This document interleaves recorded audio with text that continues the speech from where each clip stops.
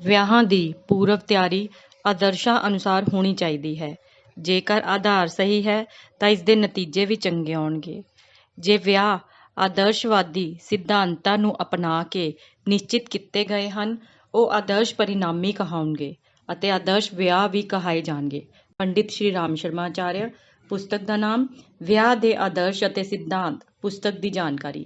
ਵਿਆਹ ਇੱਕ ਪਵਿੱਤਰ ਬੰਧਨ ਹੈ ਜਿਸ ਨਾਲ ਕੁਝ ਆਦਰਸ਼ਾਂ ਅਤੇ ਸਿਧਾਂਤ ਜੁੜੇ ਹੋਏ ਹਨ। ਇਹ ਕੋਈ ਗੁੱਡੇ ਗੁੱਡੀ ਦਾ ਖੇਡ ਨਹੀਂ ਹੈ।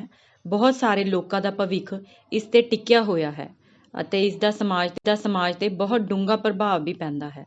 ਆਦਰਸ਼ ਵਿਆਹਾਂ ਲਈ ਇਹ ਜ਼ਰੂਰੀ ਹੈ ਕਿ ਆਦਰਸ਼ਵਾਦੀ ਸਿਧਾਂਤਾਂ ਦੇ ਆਧਾਰ ਤੇ ਫੈਸਲਾ ਕੀਤਾ ਜਾਵੇ।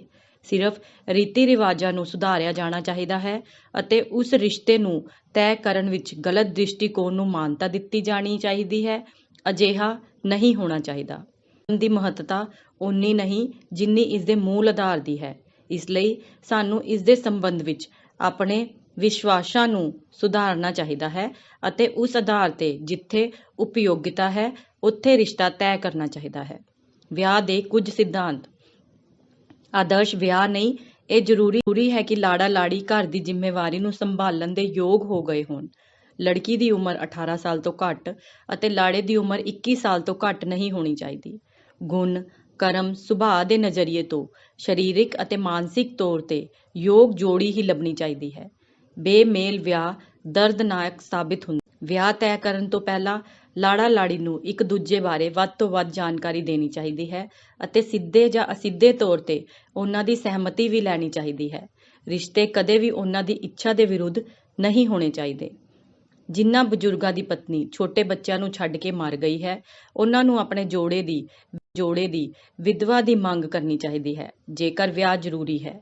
ਜੇਕਰ ਬੇਔਲਾਦ ਵਿਧਵਾਵਾਂ ਨਾਲ ਵਿਆਹ ਕਰਦੀਆਂ ਹਨ ਅਤੇ ਬੱਚੇ ਵਾਲੇ ਵਿਧਵਾ ਮਰਦ ਨਾਲ ਬੱਚਿਆਂ ਵਾਲੇ ਵਿਧਵਾਵਾਂ ਨਾਲ ਵਿਆਹ ਕਰਦੇ ਹਨ, ਇਹ ਵਧੇਰੇ ਜਾਇਜ਼ ਹੋਵੇਗਾ। ਆਦਰਸ਼ ਵਿਆਹ ਦਾ ਪ੍ਰਬੰਧ ਕਰਨ ਤੋਂ ਪਹਿਲਾਂ ਇਹ ਚੰਗੀ ਤਰ੍ਹਾਂ ਜਾਂਚਿਆ ਜਾਏ ਕਿ ਜੋੜਾ ਸਹੀ ਮਿਲਿਆ ਹੈ ਜਾਂ ਨਹੀਂ। ਜੇਕਰ ਜੋੜੀ ਗਲਤ ਢੰਗ ਨਾਲ ਮੇਲ ਖਾਂਦੀ ਹੈ ਤਾਂ ਸੰਸਕਾਰ ਸਹੀ ਢੰਗ ਨਾਲ ਕਰਨ ਦਾ ਕੋਈ ਮੁੱਲ ਨਹੀਂ ਹੈ। ਤੁਹਾਡੇ ਸਾਹਮਣੇ ਪੇਸ਼ ਹੈ ਇੱਕ ਛੋਟੀ ਜਿਹੀ ਪੁਸਤਕ ਜੋ ਅੱਜ ਦੇ ਸਮਾਜ ਦੇ ਅਨੁਸਾਰ ਆਦਰਸ਼ ਵਿਆਹ ਦੇ ਸਰੂਪ ਬਾਰੇ ਦੱਸਦੀ ਹੈ, ਜਿਸ ਦੇ ਅਨੁਸਾਰ ਚੱਲਣ ਤੋਂ ਬਾਅਦ ਕਿਸੇ ਵੀ ਤਰ੍ਹਾਂ ਦੀ ਪਰੇਸ਼ਾਨੀ ਦੀ ਸੰਭਾਵਨਾ ਨਾ ਰਹਿ ਜਾਵੇ। ਪੁਸਤਕ ਦੇ ਕੁਝ ਅੰਸ਼। ਉਮਰ ਅਤੇ ਆਰਥਿਕ ਸਥਿਤੀ ਦੇ ਦੋਹਰੇ ਇਤਰਾਜ਼ਾਂ ਦਾ ਦੋਹਰੀ ਹਿੰਮਤ ਨਾਲ ਸਾਹਮਣਾ ਕਰਨਾ ਚਾਹੀਦਾ ਹੈ। ਦਾਜ ਦੀ ਬੁਰਾਈ ਨੂੰ ਖਤਮ ਕਰਨ ਦੇ ਨਾਲ ਸਾਨੂੰ ਅਜਿਹੀਆਂ ਮਜਬੂਰੀਆਂ ਨੂੰ ਹੱਲ ਕਰਨ ਲਈ ਵੀ ਆਪਣਾ ਦ੍ਰਿਸ਼ਟੀਕੋਣ ਵਿੱਚ ਸੁਧਾਰ ਕਰਨਾ ਚਾਹੀਦਾ ਹੈ ਕਿ ਲੜਕੀ ਨਾਲੋਂ ਥੋੜੀ ਵੱਡੀ ਹੋਵੇ ਤਾਂ ਇਸ ਵਿੱਚ ਕੁਝ ਵੀ ਗਲਤ ਨਹੀਂ। ਆਮ ਤੌਰ ਤੇ ਲਾੜਾ ਵੱਡਾ ਹੁੰਦਾ ਹੈ ਅਤੇ ਲਾੜੀ ਛੋਟੀ ਹੁੰਦੀ ਹੈ। ਇਸ ਛੋਟੀ ਉਮਰ ਦਾ ਵਿਆਹੁਤਾ ਜੀਵਨ ਤੇ ਕੋਈ ਬੁਰਾ ਪ੍ਰਭਾਵ ਨਹੀਂ ਪੈਂਦਾ। ਫਿਰ ਜੇ ਬਹੁਤੀ ਥੋੜੀ ਵੱਡੀ ਹੋਵੇ ਤੇ ਲਾੜਾ ਕੁਝ ਛੋਟਾ ਤਾਂ ਇਸ ਵਿੱਚ ਵੀ ਕੀ ਇਤਰਾਜ਼ ਹੋ ਸਕਦਾ ਹੈ। ਰੂਪ ਰੰਗ ਦੇ ਆਧਾਰ ਤੇ ਜੀਵਨ ਸਾਥੀ ਦੀ ਚੋਣ ਖਤਰਨਾਕ ਖੇਡ ਹੈ। ਇਸ ਵਿੱਚ ਗੁਣਾਂ ਨੂੰ ਨਜ਼ਰਅੰਦਾਜ਼ ਕਰਨ ਅਤੇ ਉਹਨਾਂ ਨੂੰ ਗੌਣ ਸਮਝਣ ਦੀ ਭਾਵਨਾ ਛੁਪੀ ਹੈ।